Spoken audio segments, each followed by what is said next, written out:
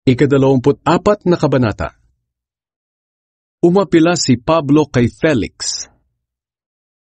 Makalipas ang ilang araw, pumunta sa Cesarea si Ananias na punong pari. Kasama niya ang ilang pinuno ng mga Hudyo at ang abogadong si Tertullus. Humarap sila kay Gobernador Felix at sinabi nila sa kanya ang kanilang akusasyon laban kay Pablo.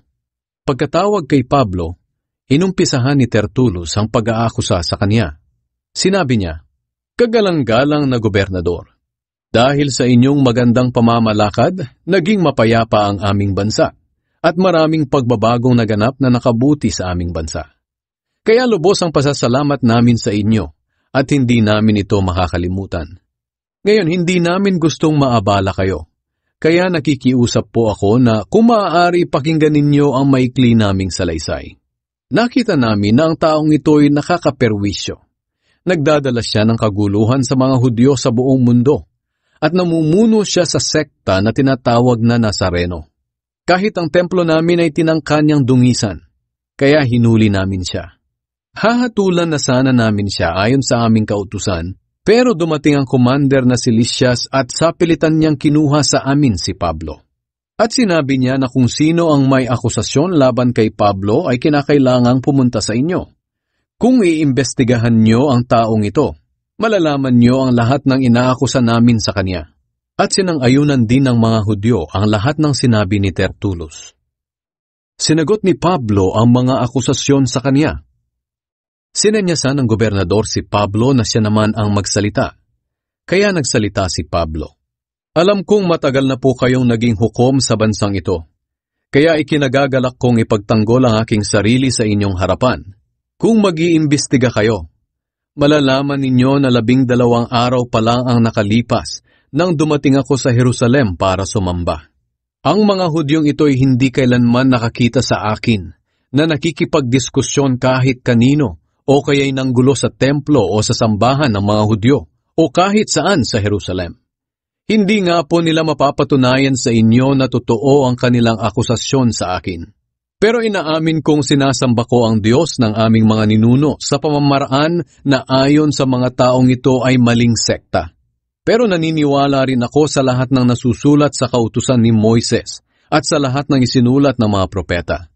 Ang pag-asa ko sa Diyos ay katulad din ng pag-asa nila, na ang lahat ng tao, mabuti man o masama, ay muli niyang bubuhayin. Kaya pinagsisikapan ko na laging maging malinis ang aking konsensya sa harap ng Diyos at sa mga tao.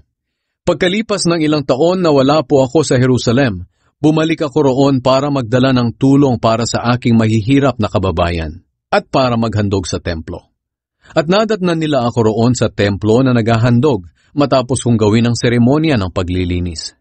Kakaunti lang ang mga tao sa templo ng oras na iyon at walang kaguluhan.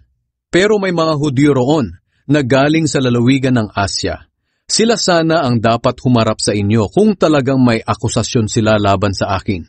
At dahil wala sila rito, ang mga tao na lang na naririto ang magsalita kung anong kasalanan ang nakita nila sa akin nang imbestigahan ako sa kanilang korte. Sapagkat wala akong ibang sinabi sa harapan nila kundi ito. Inaakusahan ninyo ako ngayon dahil naniniwala ako na muling bubuhayin ang mga patay. Dahil sa marami nang nalalaman noon si Felix tungkol sa pamamaraan ni Jesus, pinatigil niya ang paglilitis. Sinabi niya, "Hahatulan ko lang ang kasong ito kung dumating na rito si Commander Lysias." Pagkatapos, inutusan niya ang kapitan na bantayan si Pablo, pero huwag higpitan at payagan ang kanyang mga kaibigan na tumulong sa mga pangangailangan niya. Humarap si Pablo kina Felix at Drusilla. Pagkaraan ng ilang araw, bumalik si Felix at dinala niya ang kanyang asawang si Drusilla na isang Hudyo. Ipinatawag niya si Pablo at nakinig siya sa mga pahayag ni Pablo tungkol sa pananampalataya kay Kristo Jesus. Pero nang magpaliwanag si Pablo tungkol sa matuwid na pamumuhay, sa pagpipigil sa sarili at tungkol sa darating na araw ng paghuhukom, natakot si Felix at sinabi niya kay Pablo, "Tama na muna yan. Ipapatawag na lang kitang muli kung sakaling may pagkakataon ako." Palagi niyang ipinapatawag si Pablo at nakikipag-usap dito. dahil hinihintay niyang suhulan siya ni Pablo. Pagkalipas ng 2 taon, pinalitan si Felix ni Porcius Festus bilang gobernador, at dahil sa nais ni Felix na magustuhan siya ng mga Hudyo, pinabayaan niya si Pablo sa bilangguan.